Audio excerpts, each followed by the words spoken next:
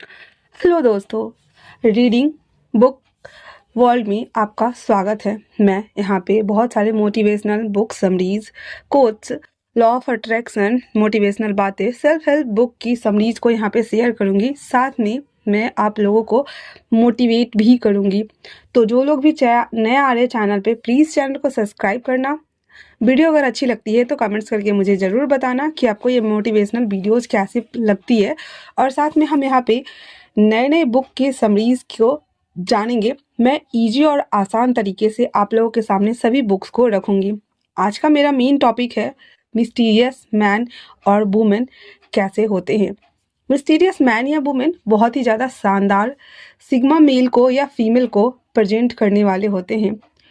जो mysterious man या women होते हैं वो हमेशा अपने एक्शन को बहुत ही स्लो तरीके से सबके सामने में रिप्रेजेंट करते हैं, क्योंकि उनका जो एक्शन टाइम होता है वो मास्टर होते हैं हर चीज़ को जानने परखने के लिए। क्योंकि मिस्टीरियस लोगों की पर्सनालिटी ही ऐसी होती है, वो मास्टर होते हैं अपने टाइमिंग को लेकर के।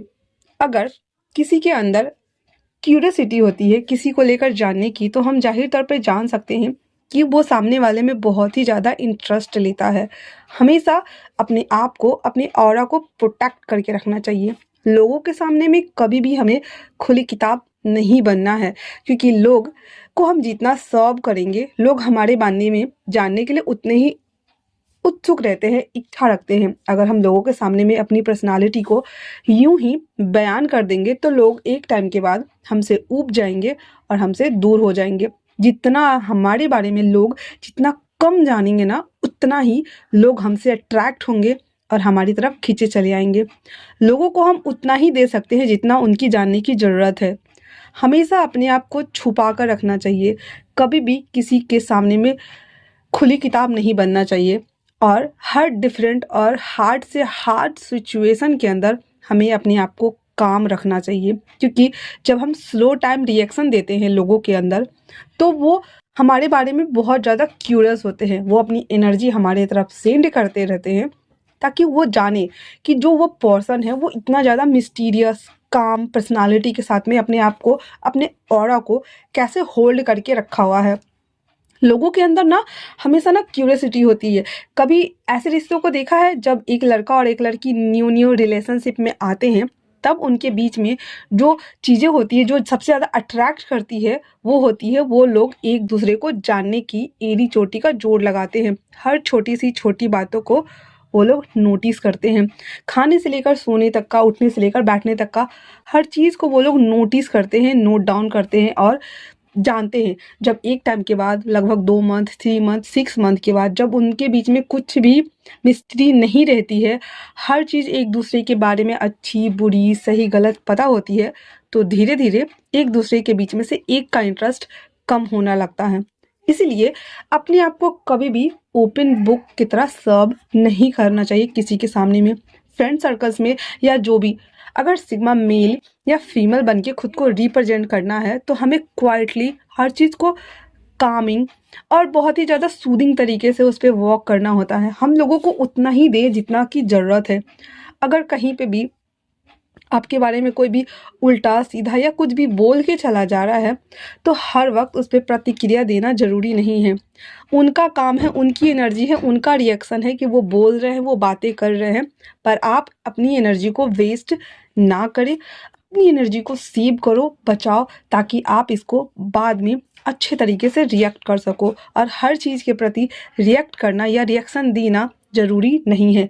हमें अपनी एनर्जी को सेव करके उस एनर्जी को किसी और काम में लगाना चाहिए, ना कि किसी के पीछे भागना चाहिए। क्योंकि ये मिथ है कि जितना हम लोगों को अटेंशन देंगे वो हमारे पीछे उतने ही भागे आएंगे, और जितना हम कम देंगे उनके अंदर curiosity, like curiosity kill the cat, वो जानना चाहेंगे कि हमारे इतना करने के बावजूद भी सामने वाला पर्सन इतना शांत कैसे है। इसीलिए हमेशा अपने आप को एक मिस्टीरियस पर्सन के रूप में लोगों के सामने में एक क्वाइट लीडर के तौर पे प्रेजेंट करना चाहिए।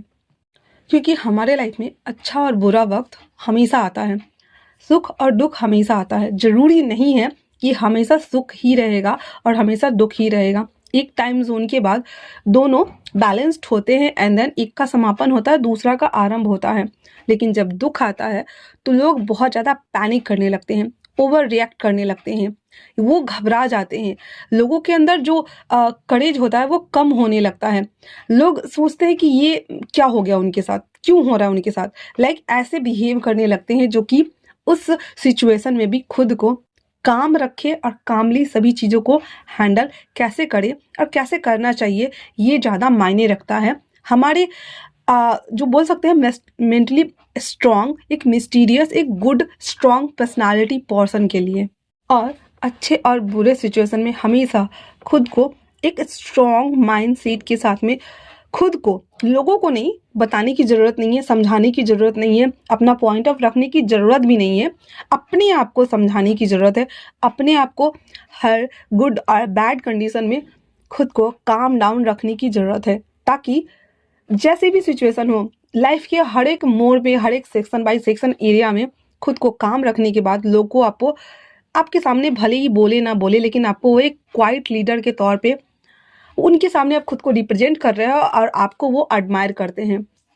सेकेंड थिंग, आइसोलेट हो जाना, क्योंकि आप जितना दूसरे लोगों से आइसोलेट हो रहोगे, आप आइसोलेशन में चले जाओगे, लोग बहुत ज़्यादा करेजियस होंगे, लोग बहुत ज़्यादा उत्सुक होंगे कि आखिर ये पर्सन अचानक से गायब क्यों हो गया।